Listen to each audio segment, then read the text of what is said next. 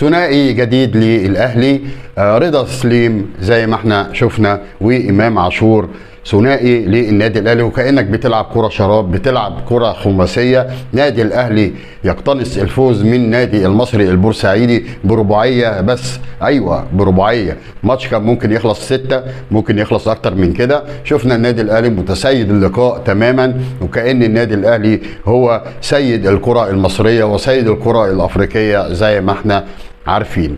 طبعا شفنا الوافد الجديد للنادي الاهلي موديست، بس يا خساره مضيع 3 اهداف. طبعا هو لسه في بدايه مشواره مع النادي الاهلي، مش هنحكم عليه من اول ماتش، ولكن مطالبين ان احنا ننتظر، والجمهور دعمه رغم ان هو ما قدمش المستوى المطلوب او اللي احنا بنأمله. بدأ اللقاء والنادي الاهلي في انتفاضه كبيره جدا جدا جدا، مع برضو الوافد الجديد المغربي رضا سليم اللي خلاص ثبت اقدامه في النادي الاهلي، وبيقول لجماهير النادي الاهلي انا موجود، انا في الصداره، انا مش هقعد احتياطي لاي حد. فعلا لعيب فز قدر يصنع الفارق. وفي الدقيقه 43 كانت الفرحه الاولى للنادي الاهلي باسيست من امام عاشور لرضا سليم.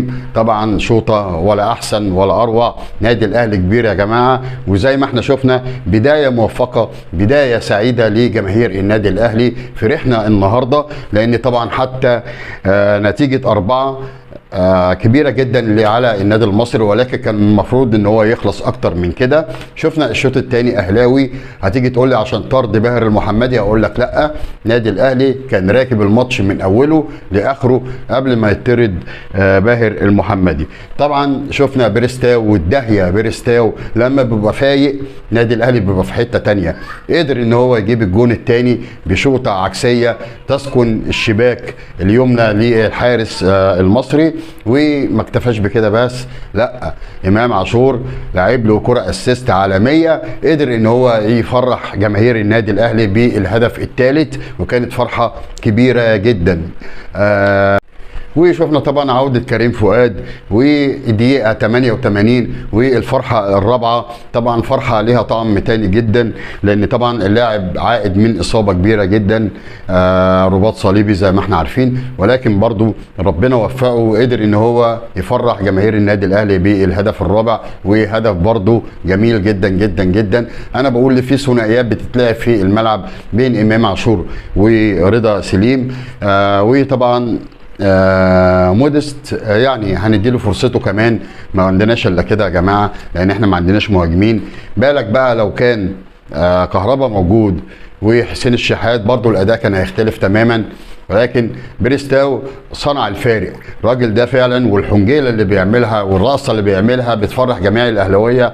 ماتش النهارده بنقول لجميع الفرق ان النادي الاهلي راجع عشان يقتنص الفوز ثم الفوز للنهايه السعيده والاحتفاظ بالدوري العام. طبعا مش هنتكلم عن اللقاء السابق اللي خسرناه في كاس السوبر، هنقول بفعل فاعل، مش هنقول بفعل فاعل، ولكن عدم التوفيق. وكان في شويه يعني غرور شويه من لعيبه النادي الاهلي، وده اللي احنا مش متعودين عليه، او مش هنقول غرور، هنقول ثقه بالنفس، بس كانت زايده شويه فالماتش اتخطف. ولكن طبعا احنا مش هنتكلم على اللي فات، احنا لسه قدامنا بطولات كبيره جدا جدا، منها طبعا بطوله افريقيا، بطوله السوبر الافريقي الجديد المستحدثه. فالنهارده فرحه كبيره جدا، لان المنافس بتاعنا هو المصري البورسعيدي، واحنا عارفين طبعا الحساسيات بين جمهورين كبيره قد ايه، والناس دي ما بتحبش النادي الاهلي ولا جماهير النادي الاهلي. فكان الرد كبير جدا، ويحمدوا ربنا ان هم اتغلبوا 4 بس، وكان الماتش امتد 5 دقايق كمان كنا هنشوف الخامس وممكن السادس. وطبعا الحكم صفر قبل نهايه اللقاء بدقيقتين، ما اعرفش ليه، ولكن مش مشكله. اهم حاجه اللي احنا كسبنا، وكان لينا اداء كبير جدا جدا.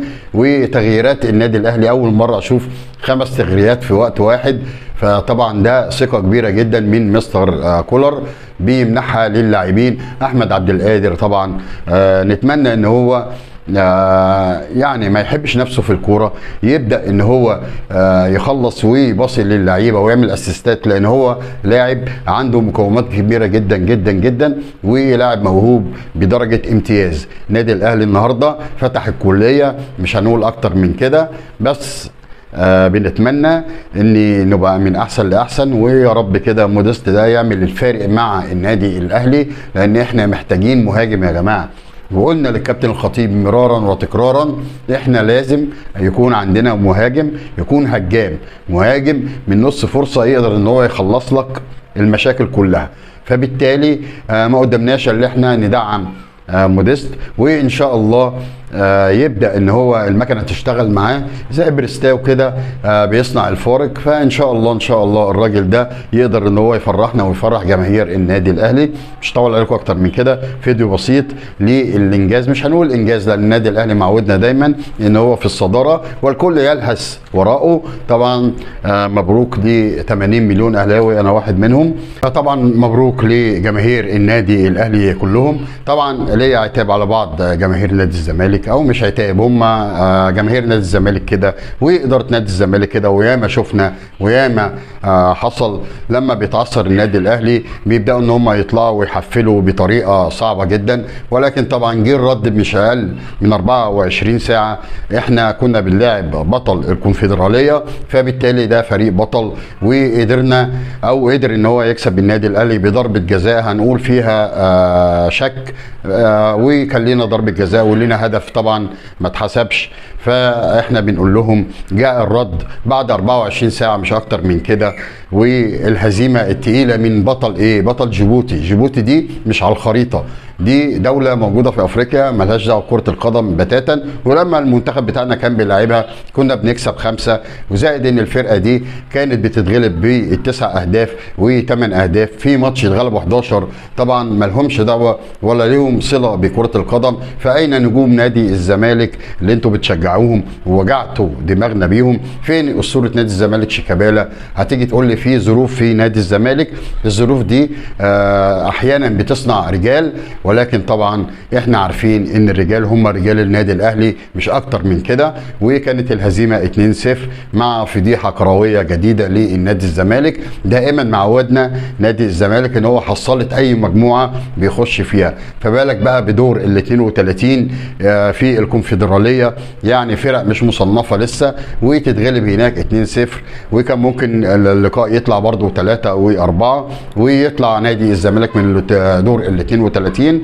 فهنشوف ايه اللي هيحصل في ماتش العوده. اكيد نادي الزمالك هيرجع، بس انا بقول لهم الكوره لازم تحترم الخصم وتحترم جمهور الخصم، عشان انت تعثراتك كتير جدا جدا جدا وفضيحه مش بس في كره القدم، لا ده حتى في كيد اللاعبين 4 مرات تتوقفوا كيد لاعبين وعندكم مشاكل كبيره جدا. فيا ريت تحلوا مشاكلكم الاول وبعد كده تيجي تتكلموا على النادي الاهلي. مش هطول عليكم اكتر من كده، فيديو بسيط بس. ليا رجاء اللي ما تابعش قناه وليد حلمي الاهلاوي تابعني وفعل زر الجرس دائما يصلك الجديد، واشوفكم على خير الفيديوهات الجايه، والسلام عليكم ورحمه الله وبركاته.